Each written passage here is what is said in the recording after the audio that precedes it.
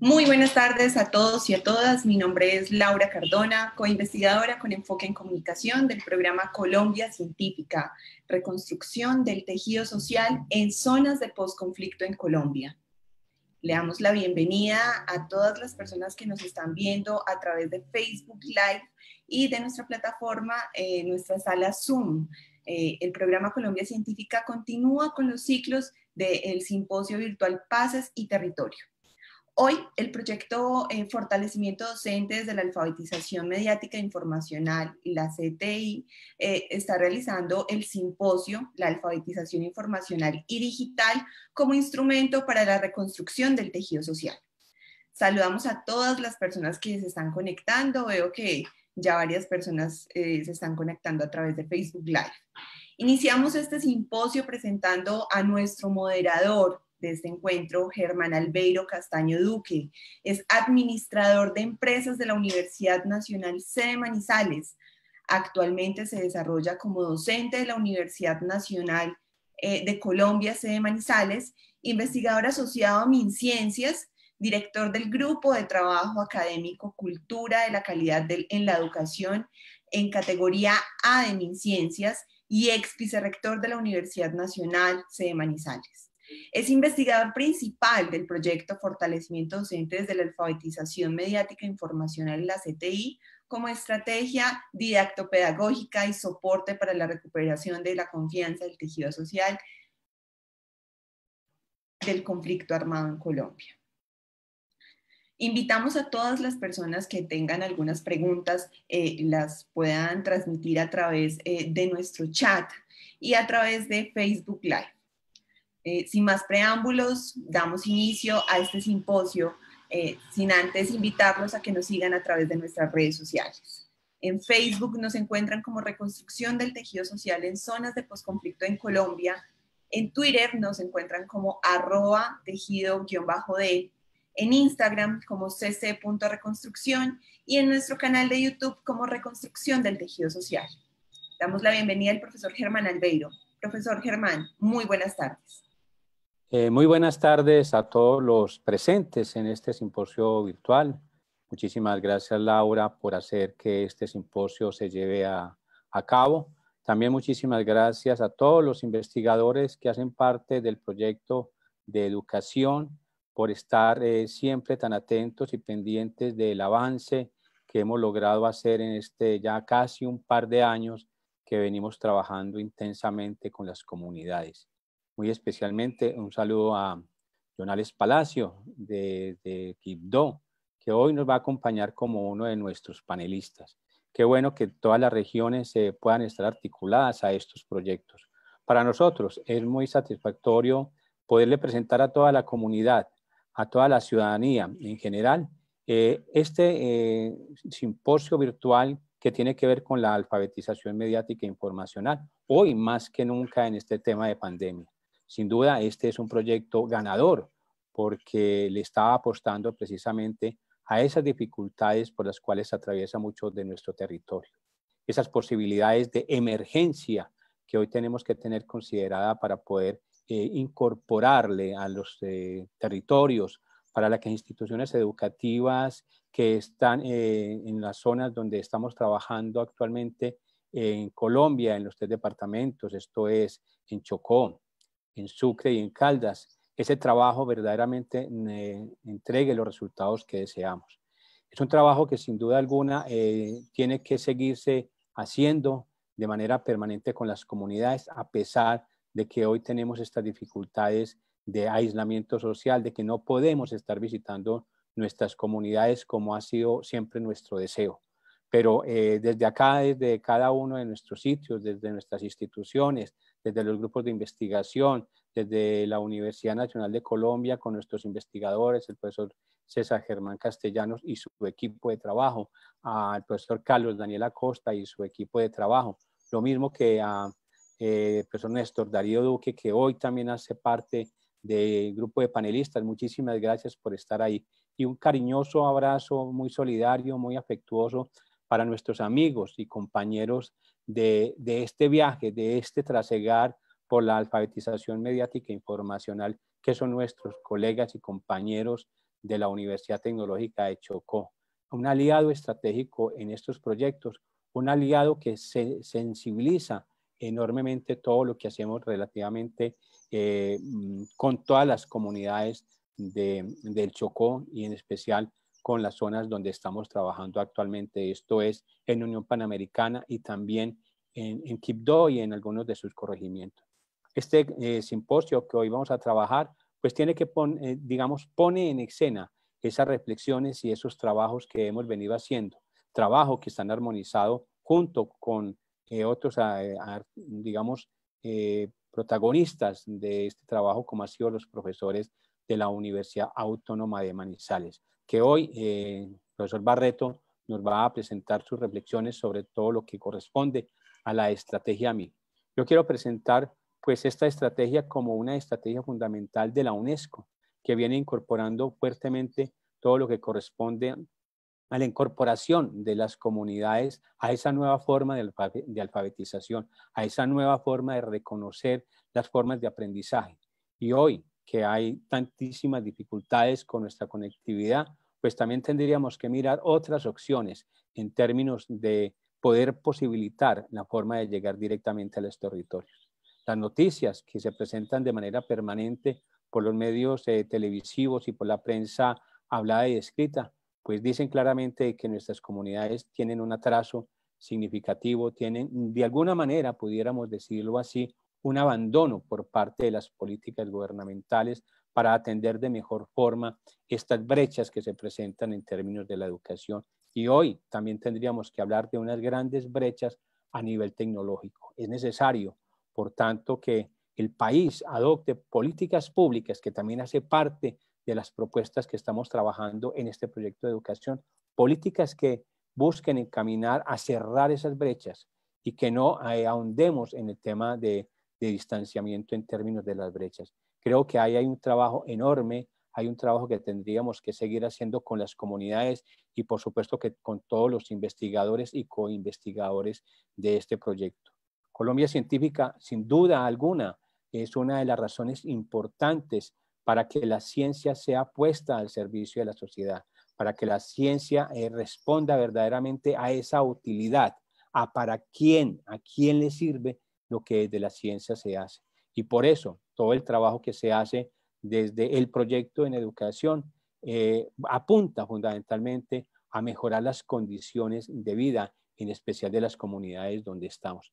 Entonces, con esto quiero darle la introducción a este simposio virtual que hoy nos acompaña. Tenemos entonces como panelistas al profesor Néstor Darío Duque, que es profesor de la Universidad Nacional de Colombia, que es doctor en ingeniería y magíster también en ingeniería, pero más que eso, de los títulos, es todo el trabajo que ha hecho el profesor Néstor Darío Duque y todo su grupo de trabajo, el Gaia, por esas nuevas formas de entender que el aprendizaje también debe llegarle a esas poblaciones que tienen dificultades, que no tienen todas las posibilidades, que son vulnerables, a esas comunidades que verdaderamente se necesita. Ese trabajo que el profesor Néstor Darío viene haciendo es un trabajo bastante importante en términos de cómo llevar ese conocimiento realmente aplicado a solucionar esas problemáticas. Por eso no en vano el profesor Néstor Darío Duque ha publicado más de un centenar de artículos científicos y más de una veintena de libros y de capítulos de investigación. Por eso, profesor Néstor Darío, muchísimas gracias por aceptar la invitación a este simposio virtual y qué bueno que sea el tema que usted nos aborda, la tecnología educativa, instrumento de inclusión o de exclusión. Muchísimas gracias, profesor Néstor Darío. Quedamos entonces en sus manos.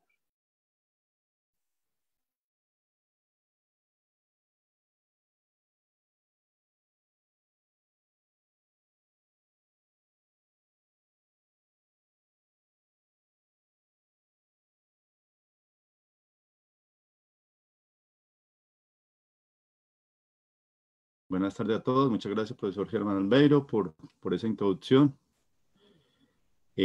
Voy a iniciar entonces la presentación.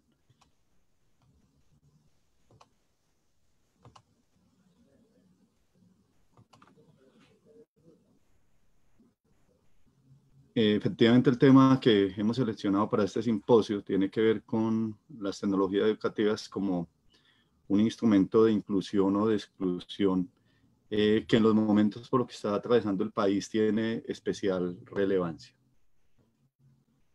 Quiero dejar antes de abordar algunos de los temas, esta imagen que es de un informe de la UNICEF, donde muestra claramente que los procesos de exclusión en la educación son realmente preocupantes, tienen una población claramente definida y con un problema adicional, y es la posibilidad de que estos elementos se repliquen al futuro. O sea, lo que muestra la imagen del centro es que en la medida en que los padres de los niños que deberán iniciar los procesos educativos próximamente no hayan tenido la posibilidad de participar en esos procesos de formación, sus hijos van a tener muchas limitaciones para poder continuar en la vida educativa. Y eso va a ser replicado permanentemente y sin duda va a ser un factor fundamental de los procesos de exclusión social, que son reflejados desde la escuela misma. Esos elementos asociados a la pobreza, a la ubicación y a otros asuntos que tienen que ver directamente con la población se ven reflejados entonces claramente en esto. Entonces, la primera idea que quería dejar manifestada es que la exclusión es real, la exclusión tiene algunos factores y esos factores tienen que ver con los elementos a los que son afectados las poblaciones, en particular las poblaciones menos beneficiadas. Voy a dar algunas cifras y inicio con una cifra que no tiene que ver mucho con lo educativo, que podríamos obviarla, pero que no puedo dejar de presentarla por la preocupación que a mí personalmente me genera. Y es que cada 5 segundos un niño muere en el mundo por causas que hubieran sido prevenidas si hubieran sido atendidas a tiempo. O sea, las tecnologías, los avances científicos hoy todavía no reflejan en la población que más lo necesita sus acciones y sus capacidades. Tenemos casos como estos donde 437 millones de niños en edad escolar o preescolar no pueden ingresar a la educación. O sea, es un porcentaje bastante alto que representa el 9% de la población, donde niños de diferentes países, de diferentes regiones, de diferentes estratos se ven marginados de los procesos de educación que sin duda son fundamentales para el desarrollo de la sociedad. El 40% de los niños en los países pobres no finalizan la educación primaria. O sea, no solamente el hecho de que muchos no ingresan, sino que además los que ingresan no terminan, lo que genera unos desbalances bastante grandes en las posibilidades reales que tienen en el desarrollo económico, social de estos niños en el futuro próximo que tienen que ver con ellos. Por otro lado, a pesar de que han quedado en el proceso educativo, que tienen las posibilidades de estar en la escuela, estas cifras que son preocupantes, que son sacadas todas del informe de la UNICEF del 2018, o sea, no son cifras de cualquier institución, son cifras bastante respetadas, manifiestan que 617 millones de niños y adolescentes que están en los procesos educativos no logran conseguir los conocimientos básicos, las competencias básicas en aritmética, lectura y escritura. Que insisto nuevamente, eso se va a ver reflejado en las capacidades que estos niños y jóvenes van a tener para enfrentar los retos en la sociedad. En los países desarrollados, el 50% de los niños con discapacidad no están escolarizados. Solo el 50% están escolarizados. En los países desarrollados, imaginen todo lo que nos está pasando en estos países que no tienen esos niveles de desarrollo. Eso quiere decir que la discapacidad también es un factor fundamental en los procesos de exclusión en los ambientes educativos. Pero no solamente procesos de exclusión como los que tienen que ver con discapacidad, sino que además los que tienen que ver con género. 1 de cada 2 niñas en edad escolar no acude a la escuela primaria, que es un porcentaje mucho más alto que el caso de los niños. En lo que tiene que ver con la parte étnica, casi 900 millones de personas que pertenecen a estos grupos étnicos sufren desventajas como resultado solo por el hecho de estar perteneciendo a estos grupos étnicos. Ninguna otra razón diferente lleva a que sean excluidos de muchos de los procesos sociales y económicos, dentro de ellos sin duda la educación. Pero para terminar de alarmarnos un poco y para tratar de sensibilizar que las acciones que tomemos ahora son las que van a definir lo que va a pasar en el futuro, según este mismo estudio de la UNICEF, dice que al ritmo en que estamos trabajando, al 2030, 1.400 millones de niños en edad escolar estaría, o sea, de los 1.400 que estarían en ese momento en edad escolar, 420 millones no adquirirían habilidades básicas para la infancia y 825 millones no tendrían habilidades básicas en el nivel de educación secundaria. O sea, si ustedes ven, son alrededor de 1.200 millones de niños de los 1.400 millones que estarían en unas condiciones de marginación educativa. Estos elementos sin duda nos tienen que preocupar. Nosotros que estamos en el ámbito educativo debemos tener estas cifras no porque las veamos cerca, porque en algunos de estos casos puede ser que no tengamos este tipo de población cercana, pero en la verdad es que todas las sociedades que están enfrentando los problemas de exclusión educativas están asociados con algunas de estas razones. El otro problema que no lo he colocado acá es el problema del conflicto armado que genera desplazamientos, y esos desplazamientos finalmente hacen que estos niños que ya podían haber ingresado al sistema educativo se vean marginados de ellos. Pero pues tenemos una ventaja que uno creería, y es que con el desarrollo tecnológico y científico, las posibilidades que se tienen para enfrentar estos problemas son reales. Tenemos entonces la diversidad de la población, que es de todo tipo, social, económica, de género y de los otros elementos que he planteado. Ante esa diversidad, sin duda las tecnologías pueden jugar un papel muy importante. El acceso de estas personas a la tecnología, el conocimiento de estas tecnologías, la potencialización que generan las tecnologías para poder lograr que esos procesos de exclusión se vean minimizados es real, porque los avances científicos han demostrado que han permitido avanzar las sociedades. Las tecnologías, en particular las tecnologías de información y comunicación, están en todas las actividades humanas y casi todas ellas han demostrado que tienen una capacidad muy grande de avance. En lo que tiene que ver con educación, estas tecnologías se traducen fundamentalmente en plataformas que soportan el aprendizaje. Ellos pueden ser solamente para crear presentaciones, para crear retroalimentaciones, para hacer algún tipo de actividades interactivas, para compartir recursos, para hacer trabajos en grupo o para utilizar algunas técnicas de análisis de datos que permitirían entender cuáles son entonces las posibilidades que se van dando a partir de los instrumentos educativos que se han utilizado. Esas tecnologías que ya están presentes, entonces, serían una alternativa para lograr que estas personas en el grado de diversidad puedan participar en los procesos educativos, rompiendo las brechas que comentaba el profesor Germán Albeiro ahora. Pero en la práctica lo que nos estamos encontrando es que esas mismas tecnologías, en vez de ser un potencializador de la inclusión, terminan siendo una barrera más para que estas personas con estas dificultades en los diferentes contextos puedan acceder a esas tecnologías. Hoy, con el problema de la pandemia, lo estamos viviendo. Los que estamos en las clases, en pregrado, posgrado, en primaria, en secundaria, estamos viendo que las tecnologías están, pero nuestros estudiantes no tienen acceso a esas tecnologías, no tienen acceso por diferentes factores, muchos de ellos sin duda los factores sociales, los factores económicos, pero en algunos de los casos porque estas tecnologías no han sido creadas, implementadas para apoyar a los diferentes miembros de la población estudiantil y tampoco a los diferentes miembros de la población docente, porque también nuestros docentes están siendo excluidos por tecnologías que ellos mismos no pueden aprovechar.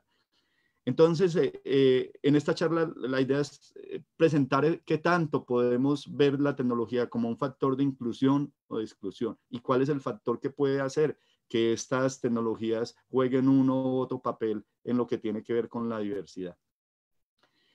Para empezar, entonces, definamos algunos términos asociados con tecnología educativa. Lo que nos encontramos desde lo tecnológico es que se refiere a una serie de herramientas, datos, recursos que pueden ser utilizados en algunas de las fases de los procesos de aprendizaje y también con diferentes niveles de granularidad. Lo podemos utilizar como recursos de información que permiten que los estudiantes adquieran algún tipo de conceptos, conocimiento de algunos elementos asociados a diferentes campos del conocimiento y de la vida normal a la que se están enfrentando.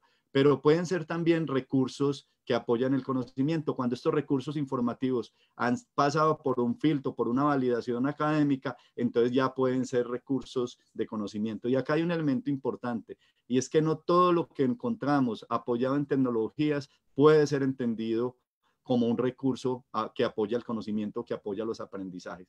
Esto es un elemento y como comentaba el profesor Germán Albeiro, y es parte de lo que el proyecto viene desarrollando, la metodología AMID tiene un componente importante en la definición y la formación de la comunidad académica para poder distinguir entre cuáles medios son válidos y cuál de la información que se genera es válida para que pueda ser transmitida como un elemento importante en el proceso de aprendizaje. Pero yo podría seguir creciendo y hacer que esos recursos de conocimiento se vuelvan recursos de aprendizaje cuando lo asocio con las metas y los objetivos educativos y los puedo empaquetar para generar ya procesos de aprendizaje donde hay retroalimentación, actividades, evaluación, que podrían componer un curso, finalmente un programa, y podrían ser para el aprendizaje de toda la vida, que es un concepto importante, y es que no se acaba el aprendizaje en la escuela.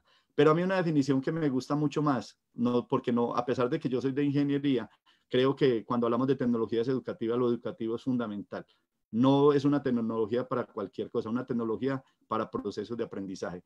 Y esta definición dice que la tecnología educativa es el estudio y la práctica ética, y ese elemento ético es fundamental para entender cómo deberíamos abordar los procesos de tecnología educativa que vayan a facilitar el aprendizaje y el rendimiento. O sea, no es tecnología para implementar, para tener estadísticas, para tener econometría asociada a los valores que nos interesan mostrar, para dar muy buenos informes de gestión. Tienen que ver con el aprendizaje y con el rendimiento que está asociado a estos procesos de aprendizaje. Y esos son recursos tecnológicos que tienen que ser apropiados en forma adecuada. Ahora voy a mostrar algunos elementos que podrían ayudar a que efectivamente esto pueda ser colocado. Pero cuando trabajamos el problema de la ética, entonces nos enfrentamos a una situación y es qué es bueno y qué es malo asociado con la implementación de esos recursos. Y siempre en las discusiones que hoy día se plantean, se ha dicho que las tecnologías pueden desplazar y volverse en un generador de desplazamiento incluso de mano de obra, y que va a ser un generador de desigualdades en toda la sociedad. Y la razón que está asociada a eso es que si yo utilizo la tecnología para generar procesos de exclusión, lo puedo hacer. O sea, la tecnología per se no tiene la capacidad de exclusión, pero la forma en que yo lo utilizo puede llegar a ser un factor de exclusión. Pero si yo decido que esa tecnología me permite acercar a aquellas personas que han tenido dificultades para acceder a los medios tradicionales de educación, podría ser un factor de inclusión. Pero va a depender mucho del enfoque que se quiera. Vamos a tener en el futuro próximo, como lo han venido diciendo algunos pensadores, es que después de esta pandemia el mundo va a cambiar, que en esta carrera que nos generó esta crisis, muchos van a desaparecer, pero algunos van a salir muy fortalecidos. La pregunta es cuáles son los que van a salir fortalecidos, y aquellos que podían desaparecer, las tecnologías pueden ayudar a rescatarlo. Creo que lo estamos viviendo y es una respuesta que en alguna parte la tenemos nosotros para darle. Bueno, cuando nosotros asociamos tecnologías, casi siempre nos interesa mucho Internet, porque decimos que Internet son las tecnologías que van a facilitar el aprendizaje, porque Internet nos permite acceder a todo, porque nos permite compartir con todo, actividades síncronas, asíncronas, actividades que tienen que ver con diferentes fases del proceso de aprendizaje. Entonces, es claro que esta podría ser una forma de mostrar que tanto esas tecnologías están siendo inclusivas. Y lo primero es que encontramos que en un informe del 2018, esta es la curva, y desde 1995 efectivamente el acceso a Internet, las personas que tienen acceso a Internet han venido creciendo en el mundo. Pero al 2018, el 50% de la población todavía no usa Internet. O sea, más del 50%. Realmente solamente usan el 49.72%. Esto es una cifra que cuando nosotros nos movemos en un ambiente donde las condiciones son diferentes, entonces decimos, sí, es cierto, todos tienen Internet, en el barrio todos tienen internet, en la oficina todos tienen internet, pero en el mundo solamente el 49.72% tienen internet. Pero además, en Colombia, el 50% de los hogares en el 2019, mucho más reciente, no tienen internet. Esto es una cifra que nos debería poner a pensar cuando tomamos decisiones sobre los procesos educativos que estamos enfrentando en estos momentos de la pandemia. Y en las zonas rurales, el acceso a Internet casi siempre está garantizado solamente por los kioscos digitales, que ustedes que están cerca de esas poblaciones se dan cuenta que muchos de los kioscos no son funcionales. Y esa es la forma en que se establece que en el acceso rural la población puede tener acceso a Internet, porque en la práctica solo el 10%, menos del 10%, y este es un dato de abril del 2020, tiene acceso a Internet en las zonas rurales. No creo que haya que pensar mucho en entender que estas tecnologías están excluyendo a mucha población, están impidiendo que muchos de las personas que podrían utilizar estos medios para acceder a recursos educativos, a herramientas educativas, a procesos educativos, están siendo marginados de esos mismos procesos. Las tecnologías han cambiado y uno de los problemas que nos hemos encontrado es que muchos de estos cambios en las tecnologías se vuelven una moda. Hace algunos años entonces el radio era una alternativa, después la televisión, cuando llegaron los computadores y después el internet, todos esos medios parecían que ya no tenían ningún sentido, después aparecieron redes sociales, dispositivos móviles y ahora los dispositivos vestibles que los tenemos en todos lados para poder hacer algún tipo de control sobre las actividades. Este crecimiento de las tecnologías en la educación es dramático y nos debe llevar a pensar qué tanto ese crecimiento de esas tecnologías y esa vinculación de esas tecnologías la estamos aprovechando en nuestros ambientes educativos. Y lo otro es que tanto de otras tecnologías que podrían tener algún sentido, realmente las hemos descuidado y hemos logrado que las personas que no tienen acceso a las nuevas tecnologías hayan quedado marginadas de tecnologías que ya teníamos antes. Esas son las barreras que han generado las nuevas tecnologías que todos no tienen acceso y rompen las posibilidades que se tenían a través del acceso con otras tecnologías que ya se consideran obsoletas. Profe, se te acabó el tiempo, profesor Néstor. Listo, entonces dame un segundito para finalizar con lo que tiene que ver con los principios de la selección de tecnología. Es el principio de adecuación, el principio de autenticidad, que es fundamental para el desarrollo de determinar qué elementos son importantes para un proceso, medios, información, el principio de costo, el principio de interés y el principio de equilibrio que tienen que estar asociados. Y para terminar, quiero pasar solamente a un elemento importante y es que hay tecnologías educativas de punta que son las tendencias. Estas tecnologías, en un informe que se hace que llama el informe Horizon, dice que las tecnologías en escuelas y colegios en 1 o 2 años van a estar asociados con espacios de makerspace, que son espacios donde construimos robóticas, tecnologías analíticas, realidad virtual, inteligencia artificial, Internet de las cosas. Yo hago una pregunta en términos generales. ¿Cuántos de nosotros estamos utilizando en la escuela este tipo de tecnologías? Pero hay países donde efectivamente están utilizando y las tendencias son mucho más graves cuando las asociamos con técnicas de inteligencia artificial. Y hoy estamos en la 4ª revolución industrial, donde las tecnologías están invadiendo todos los espacios y sin duda van a terminar siendo los gestores de los desarrollos tecnológicos. Yo tengo para terminar y cerrar ya esta exposición un planteamiento que quiero dejarlo en mente de ustedes. Las tecnologías educativas, hoy apoyadas en las tecnologías de Industrias 4.0, abren todas las posibilidades para el desarrollo en el mundo. Discusiones que se han dado en diferentes ambientes han demostrado que hoy, excepto China y Estados Unidos, casi todos estamos en los mismos momentos para poder arrancar con estas tecnologías. O sea, no hay una brecha porque todos estamos aprendiendo y construyendo sobre esas tecnologías. Entonces, nosotros podemos llevar estas tecnologías que casi todas se basan en conocimiento que podemos crear, transferir, ampliar. Los medios de producción para estas tecnologías pueden desarrollarse a nivel muy pequeño, como el caso de manufactura aditiva, donde podemos tener impresoras en nuestras casas, colegios e instituciones. Entonces, finalmente, para dejar una reflexión, hoy tenemos una posibilidad de hacer una educación para replicar, para transferir, para repetir.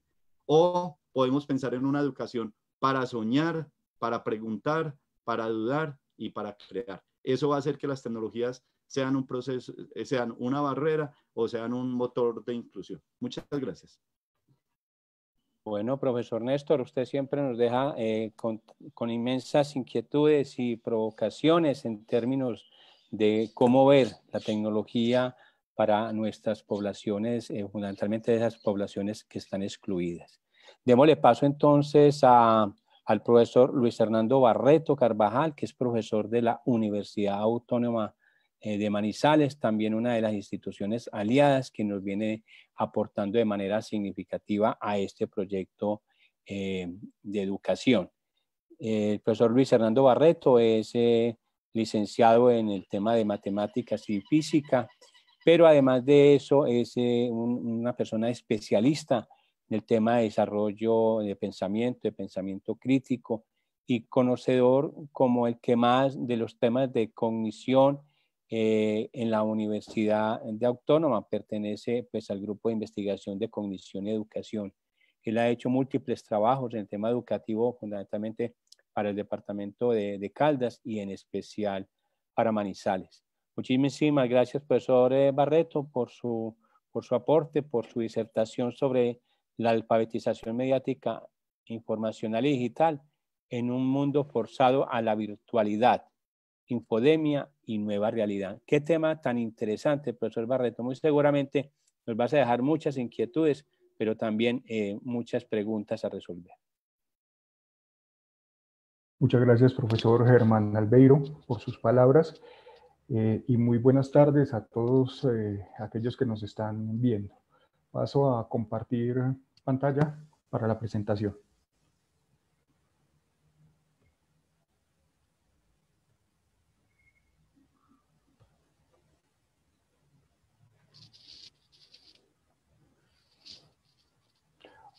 Ok, el tema central de esta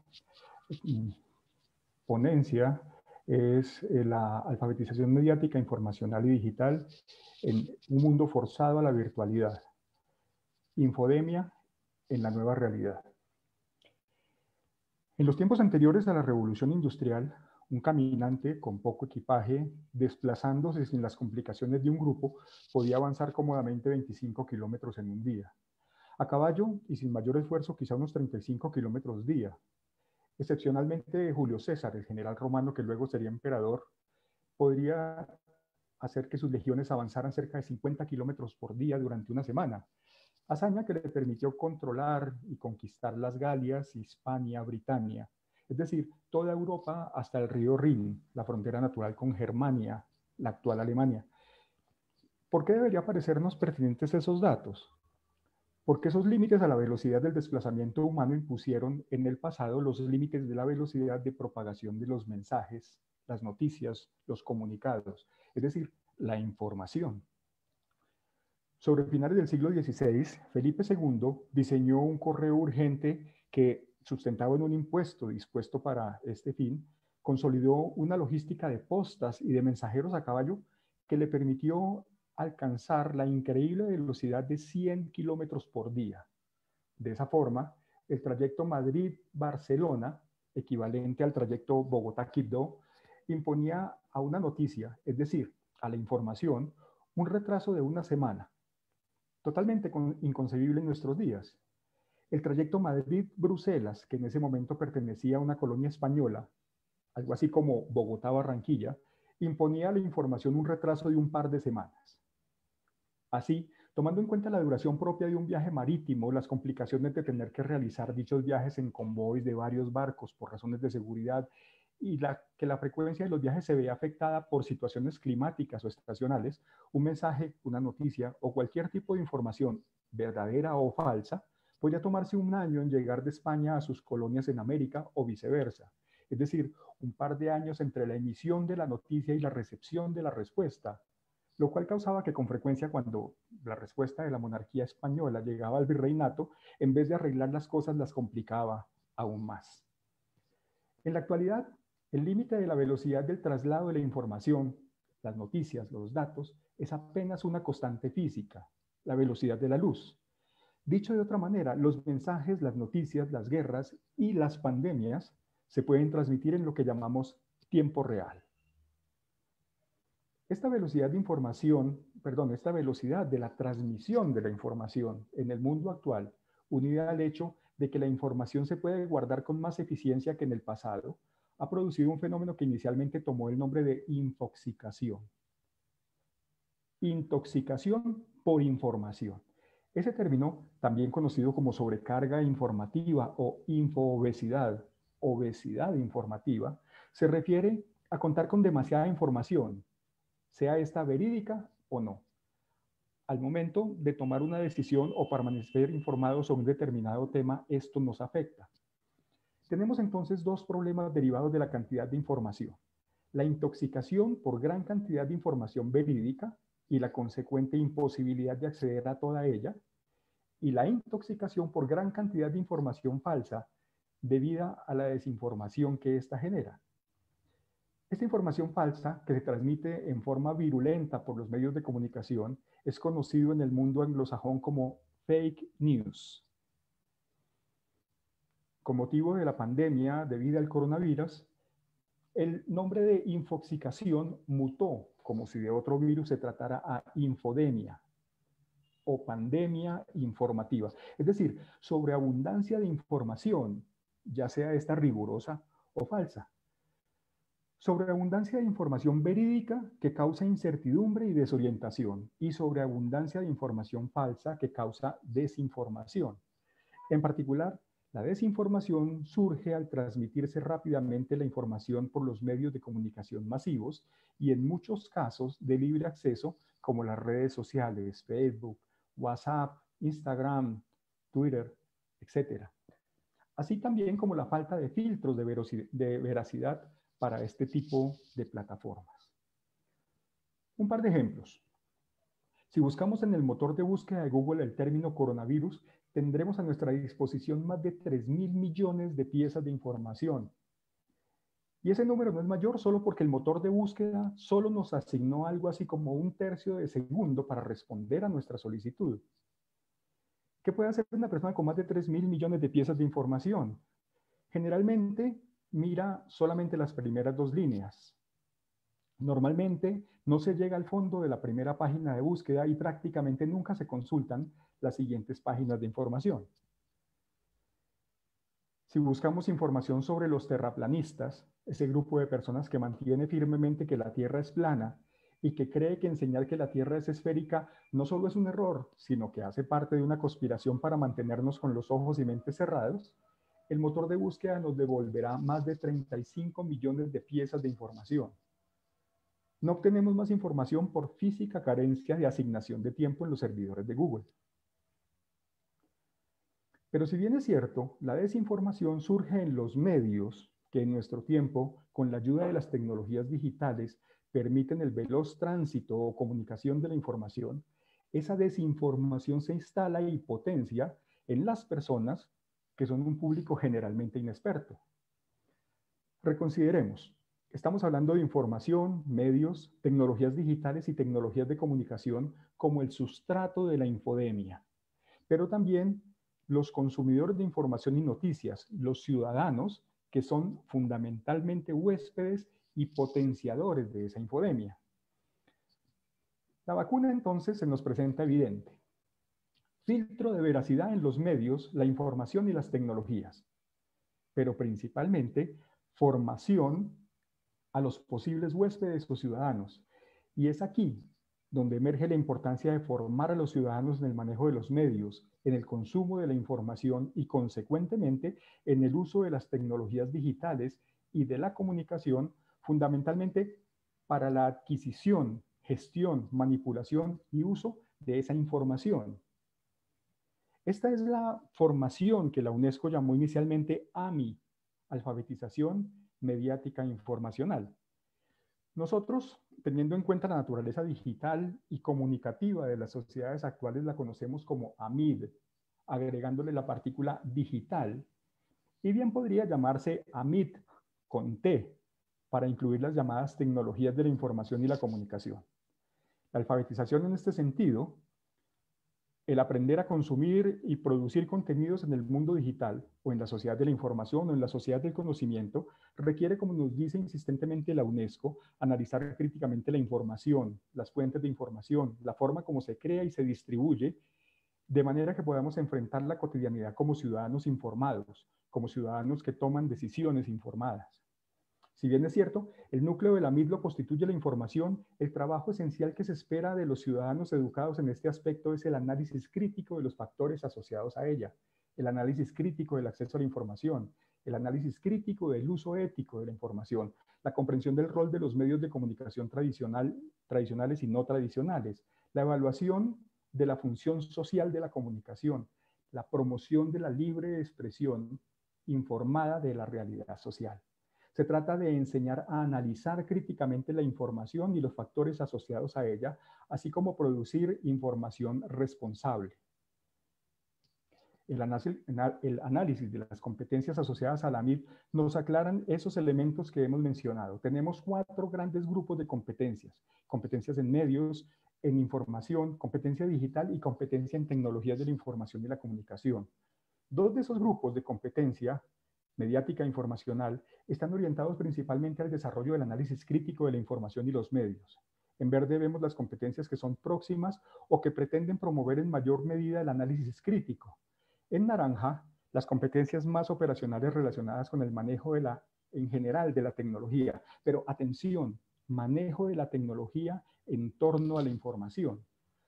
Los otros 2 grupos de competencias están principalmente orientados a los aspectos instrumentales del manejo de la información, sin olvidar completamente el análisis crítico de esta. La MID no se trata de cómo utilizar la tecnología para hacer más fácil el aprendizaje de los contenidos disciplinares o de introducir la MID en los programas matemáticos, de ciencias naturales o de ciencias sociales para intentar alcanzar mejores aprendizajes de los estudiantes. No se trata tampoco de introducir cada vez más computadores y aplicaciones informáticas en las aulas o de enseñar a los docentes a informatizar y digitalizar sus procesos educativos y administrativos en el día a día. Y por supuesto, tampoco se trata de procurar que los docentes enseñen a los estudiantes a utilizar la tecnología para resolver problemas técnicos como la aplicación de la ofimática o mejorar sus huertos caseros o escolares utilizando tecnología digital. Si bien es cierto, esos asuntos plantean problemas legítimos de las comunidades, no pertenecen al campo de la alfabetización mediática, informacional y digital, que centra su contenido, no nos debemos cansar de repetirlo, en el análisis crítico de la información y los medios. La nueva realidad trae consigo la potenciación de un problema que no es nuevo, la infodemia, pero al mismo tiempo tenemos la posibilidad de emplear una vacuna para contenerlo y controlarlo, la formación de estudiantes y de todos nosotros para ser ciudadanos informados y responsables en el manejo de la información. Muchas gracias. Gracias, profesor Barreto. Qué reflexiones el tema de la infodemia, ¿no? Es un nuevo término que tendríamos que ir incorporando, y qué bueno ese tema del pensamiento crítico frente a todo el tema de la comunicación y de la información que hoy está servida de manera abundante. Quiero recordarle a todos nuestros presentes en este simposio virtual que estamos recibiendo las preguntas que vamos a formular al final de las presentaciones de nuestros panelistas. También recordarle a todos nuestros asistentes a este simposio virtual que la grabación de este simposio estará dispuesta posteriormente en YouTube, donde se colocará pues todo el material que hoy estamos presentando. Vamos entonces a invitar a todos nuestros asistentes a que formulen sus preguntas para poder entregársela a todos nuestros ponentes al final de la presentación. Qué bueno que esté con nosotros Jonales Palacio Cuesta, profesor de la Universidad Tecnológica de Chocó, como el que más que conoce nuestro territorio chocuano, nuestro Pacífico colombiano. Qué bueno que esté el doctor Palacios con nosotros. Él es doctor en Ciencias de la Educación, pero además es un conocedor profundo en términos de las pedagogías de la educación. Hoy es coordinador precisamente del programa de licenciatura en educación de la Universidad Tecnológica de Chocó. Es investigador del grupo de Educación y Medios que está clasificado en A1 en la Universidad Tecnológica de Chocó. Qué bueno que esté con nosotros, Jonales. Qué bueno que representes a nuestra gente tan querida del departamento de Chocó y amigos todos de la Universidad Tecnológica de Chocó con quienes estamos haciendo este trabajo. Jonales, te escuchamos, muy seguramente nos vas a dejar muchísimas reflexiones y preguntas también en este simposio virtual. Muchas gracias por tu participación. Muy buenas tardes para todas las personas que nos están viendo por este Facebook Live. Gracias al profesor Germán por tan bellas palabras. Es compromiso de la Universidad Tecnológica del Chocó aportarle al proceso del fortalecimiento de la educación a nivel del Chocó y de Colombia. Entonces, vamos a iniciar con la presentación. Voy a poner en pantalla el tema que me corresponde y habla sobre la educación y su papel protagónico en la generación de las transformaciones sociales. Entonces, para iniciar este tema, quiero arrancar con una frase de un gran pedagogo, la cual dice que solo la educación es capaz de salvar a nuestra sociedad de un posible colapso, ya sea violento o gradual. Jean Piaget. Esta frase yo creo que nos invita en este momento de pandemia que vive el mundo y nos muestra de que la educación es una de las vías para que las sociedades puedan superar las diferentes dificultades que se le presenten al mundo y especialmente la que tenemos en esta actualidad. De allí, de esta frase, articulamos de que esta pandemia nos invita a los seres humanos a transformarnos, a reinventar nuestros procesos, a cambiar nuestra forma de mirar la vida, a cambiar nuestros pensamientos. Y allí nuestra educación y los procesos de formación que recibimos juegan un papel muy importante. Entonces, la educación como eje de la transformación social, como lo dice nuestro pedagogo Paulo Freire, es muy cierto que la educación no es la palanca de la transformación social, pero sin ella, esa transformación no se produce. Entonces yo creo que este pensamiento de Paulo Freire nos va a dar unas herramientas para pensar, unas herramientas para reorientar nuestro quehacer formativo y educativo desde cada uno de los ciclos de formación, preescolar, primaria, secundaria, educación superior. Y es a través de los elementos que se dan en los procesos educativos y esa integración que tienen con el ser, se van a producir estas transformaciones sociales. Por consiguiente, la educación es un fenómeno histórico-social. Se manifiesta de forma real. Está insertado en el tiempo y el espacio, lo que significa que la educación mueve la historia y se mueve con ella. Jiménez 2010. ¿Qué permite esto? Que desde años atrás muchos autores vienen reconociendo el papel preponderante que juega la educación y los procesos formativos en la transformación de la sociedad. La educación, a través de sus quehaceres, genera el desarrollo de las sociedades y nos muestra tres elementos importantes que no podemos desconocer para esta transformación social. El primero tiene que ver con la política, como esa acción humanizadora de servir. esa política que debe estar orientada a través de unas leyes, normas que orientan a la sociedad. Esa sociedad que debe ser la que interiorice, interprete y ponga en práctica todas estas políticas por el bien de cada uno de los miembros de la misma. ¿Y a través de qué lo va a hacer? A través de los procesos formativos. Y ya después que esta sociedad está formada, desde cada una de sus profesiones, quehaceres, oficios, van a tributar desde sus competencias al desarrollo de la economía de esa sociedad.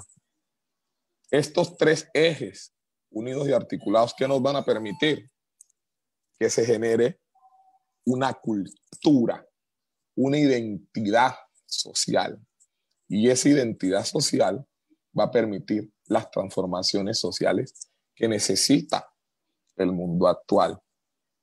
Estas transformaciones sociales deben ser vistas desde el punto de vista de la antropología de la educación. Mirar el ser humano desde esa tarea fundamental educativa.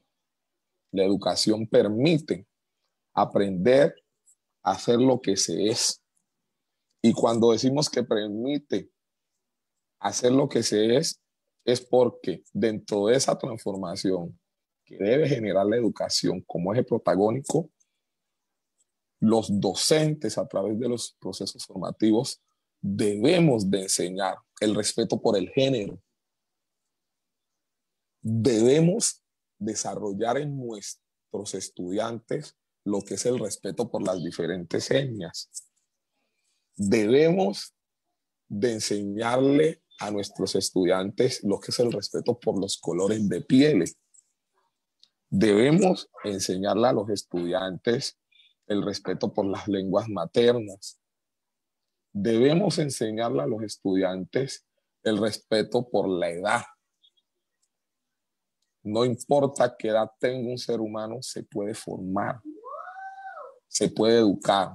Y desde esa transformación educativa que él tiene, él puede generar elementos para su transformación social desde en el contexto que se encuentra.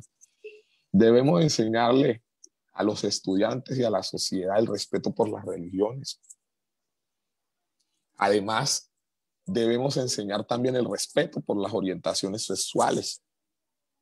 Y lo más importante, el respeto a las clases económicas que existen en el contexto donde esté esa persona en proceso de formación o en proceso educativo. ¿Qué vamos a lograr con el respeto de cada uno de estos aspectos? Una identidad social.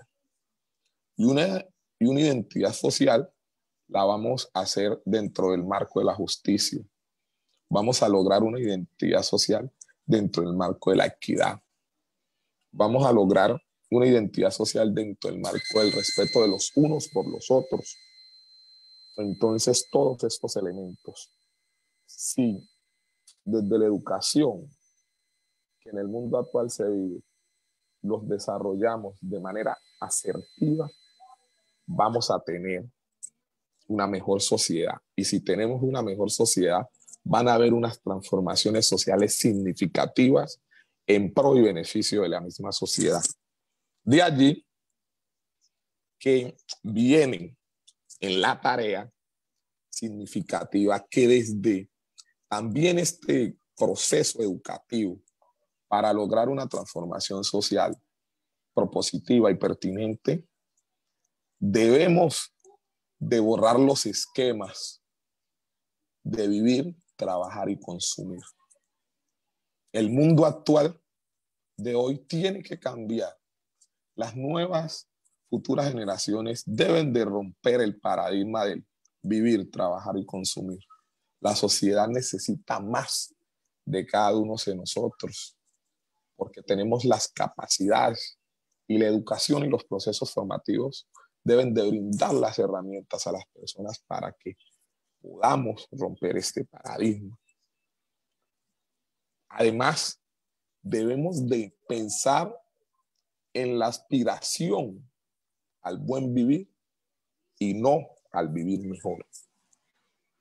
Cualquiera diría que es lo mismo, pero no. El buen vivir significa que todos y cada una de las personas que hagamos parte de la comunidad tengamos el derecho a unas condiciones básicas que nos permitan vivir humanamente de acuerdo al oficio, al arte o profesión que desarrolle como persona de una sociedad. Y no al vivir mejor pensando en los modelos sociales que nos dictaminan una serie de aspectos para decir que vivimos bien si tenemos A, B o C elementos o características. También, ¿qué debemos hacer los docentes desde la educación que permita la transformación social? Crear la libertad, darles la posibilidad a los alumnos del pensar. Y cuando hablamos de crear esas libertades, de generar procesos formativos que permitan que el alumno desde sus conocimientos pueda generar alternativas a los procesos formativos que él desarrolla para aprender, para expresar, para argumentar, para analizar, para proponer, etc. Finalmente, la educación y los procesos formativos deben estimular la verdad, la dignidad, el respeto y la capacidad de decidir, elementos que la sociedad ahora necesita. Pero todos estos 4 aspectos mencionados deben estar mediados. ¿Y deben estar mediados por quién? Por esa persona guía, por ese ser orientador de todo este proceso educativo y formativo. ¿Y quién es? El maestro, el docente, el profesor, que debe tener una coherencia dentro de este proceso de formación educativo, una coherencia ética que le permita decir y hacer lo que dice. Y esa relación el docente no la puede perder. Debemos de educar con el ejemplo. Se debe de educar a las futuras generaciones con respeto. ¿Y por qué el ejemplo? Porque eso permite que la sociedad que se está formando dentro de los planteles educativos en cualquiera de los ciclos o dentro de otras instituciones permitan que cuando estos hagan parte de la sociedad productiva, de la sociedad propositiva, de la sociedad justa y equitativa, desempeñarse con lujos y detalles dentro de la verdad, dentro de la dignidad, dentro de la equidad, la justicia y el respeto. Por consiguiente, esa educación debe de generar unos aprendizajes significativos. Y ese aprendizaje significativo debe de tocar 3 elementos muy importantes para que generen una transformación social prospectiva, propositiva, equitativa y justa. Profe John Alex, te queda 1 minuto. Sí. Entonces, debemos de desarrollar y fortalecer en nuestros estudiantes las capacidades críticas, despertar la curiosidad, que experimenten, pero eso en cooperación con los otros. Y cuando hablo de los otros es con los otros estudiantes, con sus padres, con el contexto del barrio, con los docentes. Debemos desarrollar lo que tiene que ver, enseñar a pensar y a cooperar en nuestros estudiantes, y debemos de ser quienes somos y podamos construir respuestas a la altura de los desafíos actuales. Entonces, si le enseñamos esos elementos a nuestros estudiantes dentro del proceso educativo se van a desarrollar unos aprendizajes significativos que van a permitir la transformación social. Por último, quiero mostrar un dato del UNESCO, donde ellos están muy preocupados por el crecimiento que ha tenido, por el crecimiento que no se ha logrado universalizar la educación primaria, y que eso se podría dar en el año 2042, pero esto expresa la misma UNESCO que si se generan estrategias de educación intermedia y una fortalecida educación secundaria, los países más pobres pueden tener un aumento del 75% en su ingreso per cápita. Esto quiere decir que si hacemos buenos procesos de educación, al 2030 puede haber un aumento de 60 millones de personas que van a salir de la pobreza.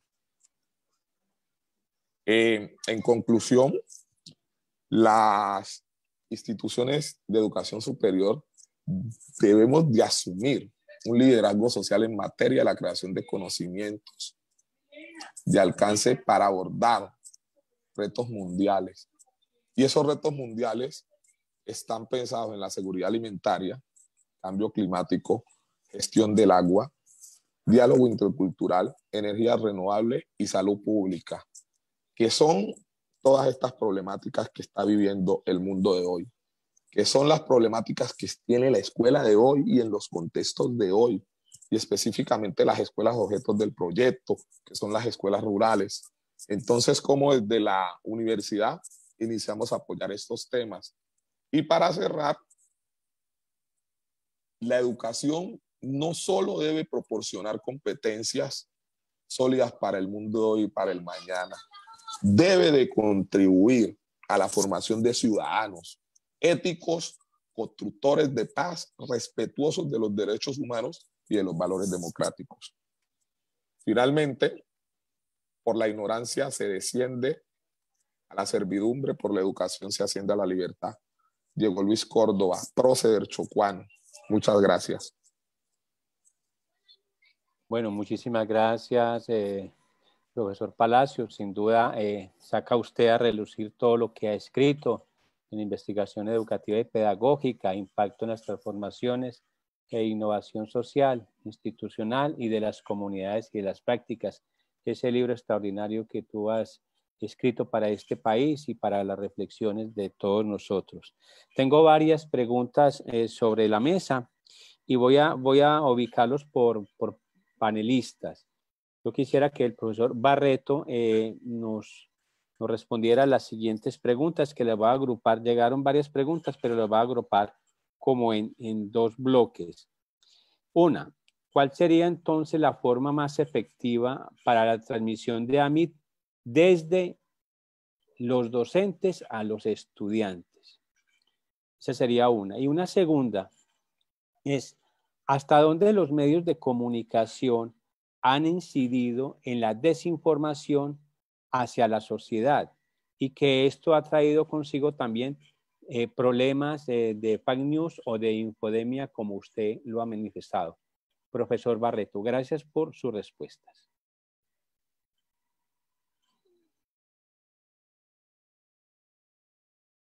Con respecto a la forma en que los docentes deben llegar a los estudiantes con relación a la MIT, es precisamente el núcleo del trabajo de este grupo de investigación, del grupo de educación.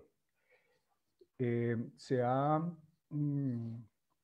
propuesto en este momento un trabajo, se desarrolló un software, el grupo Gaia fue gestor principalmente de un software que está ya casi a disposición de docentes y de estudiantes, pero que desafortunadamente con el comienzo de esta reclusión obligada que tenemos, pues no fue posible liberar. Pero sin lugar a dudas, la mejor forma, como lo decía nuestro último panelista, es el ejemplo de ser profesores informados, de ser profesores que están en constante análisis crítico con respecto a la información y con respecto al papel de los medios. Es que fundamentalmente la información es allí donde se produce y donde se mueve, en los medios. Si los medios nos ofrecen información veraz, podemos hacer construcciones con nuestros estudiantes en el aula de clase muy interesantes, pero al igual, si nos proponen información falaz, información falsa, también podemos hacer uso de ella para enseñar a nuestros estudiantes a criticar esa información, a criticar a los medios, a poder manejar esa información y producir nosotros mismos nuevas informaciones, ser productores, no solamente ser consumidores. Uno de los últimos trabajos que estamos desarrollando en la Universidad Autónoma, por ejemplo, tiene que ver con el utilizar esas fake news como excusa para poder abordar 4 grandes grupos de competencia: competencia comunicativa, razonamiento cuantitativo, que es razonar con cantidades, aprender a razonar con las cantidades que nos muestran los periódicos, que nos muestran las revistas, que nos muestran los programas de televisión, competencia ciudadana y competencia digital. Entonces, se presenta este fenómeno de la infodemia como una buena excusa para poder hacer ese tipo de formación a nuestros estudiantes.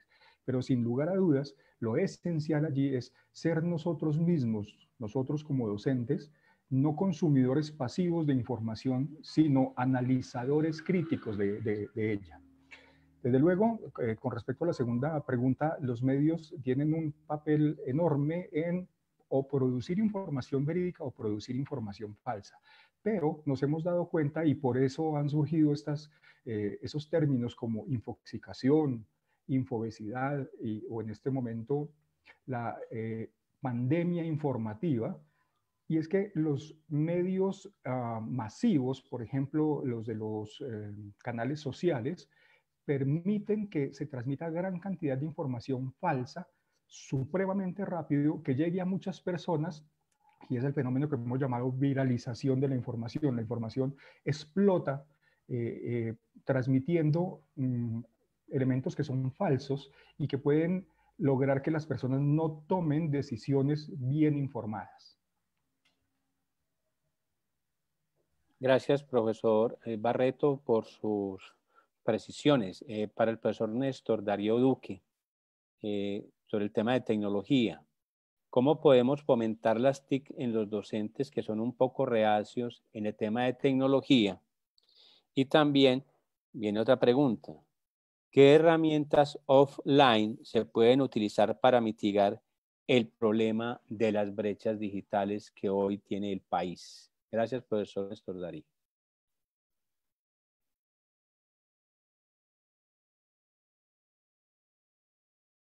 Bien, muchas gracias por las preguntas. Bueno, en el primer caso, en lo que tiene que ver con cómo hacer para que los profesores que en algunos casos son renuentes, tiene que ver con algo de lo que se planteaba. Si yo no utilizo la tecnología pensando en que va a tener alguna utilidad, que va a permitir mejorar el proceso de aprendizaje, sino que se me vuelve una tarea más, una carga asociada a las actividades docentes, sin duda va a ser muy, muy complicado poderlo tener. Uno de los problemas que hemos tenido siempre en transferencias de tecnología, que es un término que utiliza mucho con todas las otras tecnologías, es que traemos tecnologías que nos parecen muy bien en otro sitio y tratamos de llevarlas, acomodarlas a la fuerza a nuestras realidades, cuando las condiciones no son las mismas, y perdemos incluso las posibilidades importantes que tenemos de los ejercicios académicos que hemos desarrollado. Creo que la mejor forma de lograr que las personas utilicen la tecnología es que encuentren en la tecnología un apoyo para lograr los objetivos que tienen trazados. En el caso de los docentes, de los profesores, de los maestros, que sea una herramienta para mejorar los procesos de aprendizaje.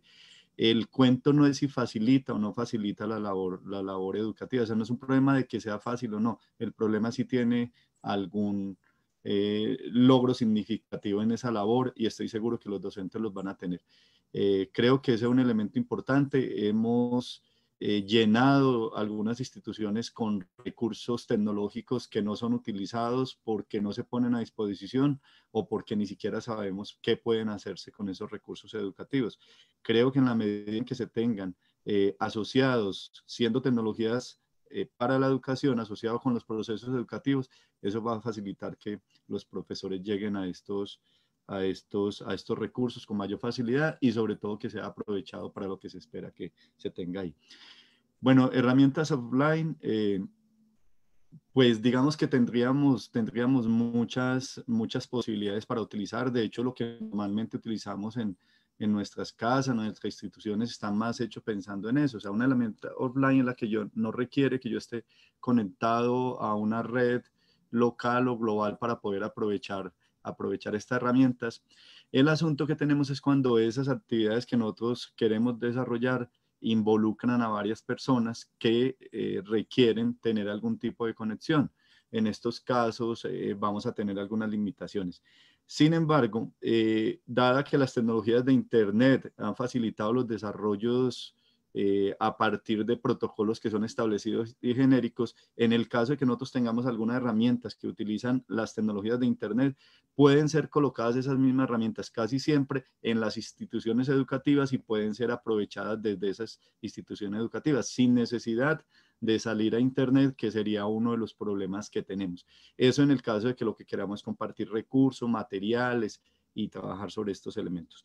Las otras herramientas que tienen que ver con actividades se pueden desarrollar a partir de recursos que están con apps que se utilizan en los celulares o con herramientas que utilizan en el escritorio y que podrían utilizarse para realizar las actividades y después a través de uno de los mecanismos que se dispongan poderlas compartir.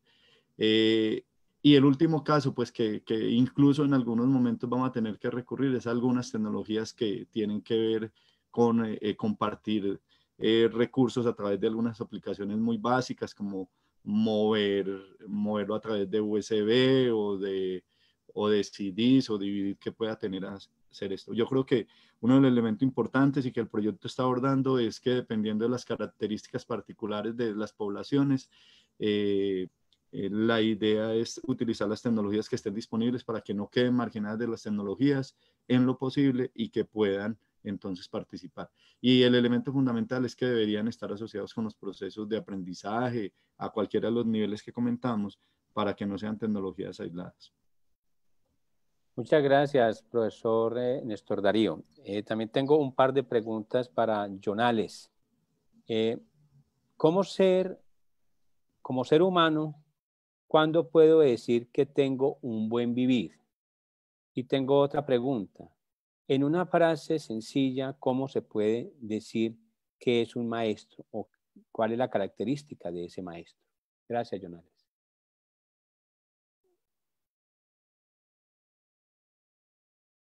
Bueno, a la primera pregunta, ¿cuándo hablamos de buen vivir?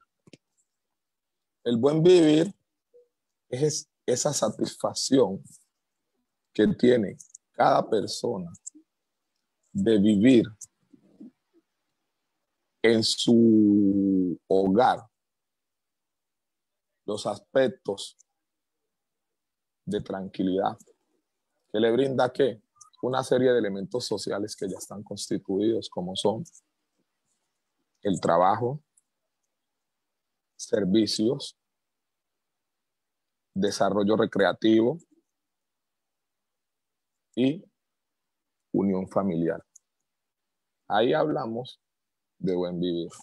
Y cuando hablo de esos servicios sociales, son todos los que nosotros conocemos que de una manera le brindan bienestar a la comunidad, que son salud, educación, justicia, servicios básicos, la democracia, etcétera, etcétera. Con relación a la segunda pregunta, en frases muy sencillas, ¿qué es un maestro? Un maestro es aquella persona que con el amor ayuda a orientar, fortalecer y desarrollar la formación de otros. Y cuando hablo por el amor, ¿por qué? Porque si yo como humano tengo amor por mí, como maestro, con amor voy a formar a otro. Entonces, desde esa perspectiva, para mí es un maestro. Muchas gracias. Muchísimas gracias, Jonales. Qué bonita esa reflexión de ser maestro. Yo quiero agradecer en nombre de todo el proyecto de educación a todos los más de 100 asistentes a este simposio virtual que estuvieron atentos a cada una de las diferentes disertaciones de nuestros panelistas. Y para nuestros panelistas también nuestros agradecimientos. Sus reflexiones seguro que van a ser tenidas muy en cuenta en todos los procesos que estamos avanzando, no solamente en este proyecto, sino que van a quedar también en la mente y en las preocupaciones, por llamarlo de alguna manera, de todos los asistentes a este simposio virtual. Agradecerles a todos su presencia y desearles una buena tarde. Laura, quedas para el cierre final.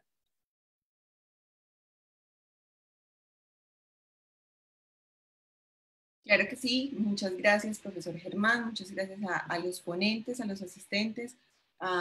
Tuvimos a más de 100 personas conectadas a través de nuestro Facebook Live y a través de nuestra sala Zoom. Agradecemos a todas las personas que pues estuvieron conectadas y estuvieron tan pendientes a estos simposios. Con el simposio de hoy cerramos nuestro primer ciclo de simposios, pasas y territorios del programa Colombia Científica y los invitamos a que nos sigan a través de nuestras redes sociales. En Facebook nos pueden encontrar como Reconstrucción del Tejido Social en Zonas de Postconflicto en Colombia, en Twitter como @tejido_del, en Instagram como cc.reconstrucción y en nuestro canal de YouTube Reconstrucción del Tejido Social. Igualmente invitarlos a que estén pendientes de nuestra página web www.reconstrucciondeltejidosocial.com, que visiten nuestra biblioteca virtual y que visiten, pues ahí estaremos subiendo todo el contenido de cada uno de los simposios. También los invito a que estén pendientes de nuestras redes sociales porque iniciaremos un nuevo ciclo de simposios y hasta la próxima. Muchas gracias a todos.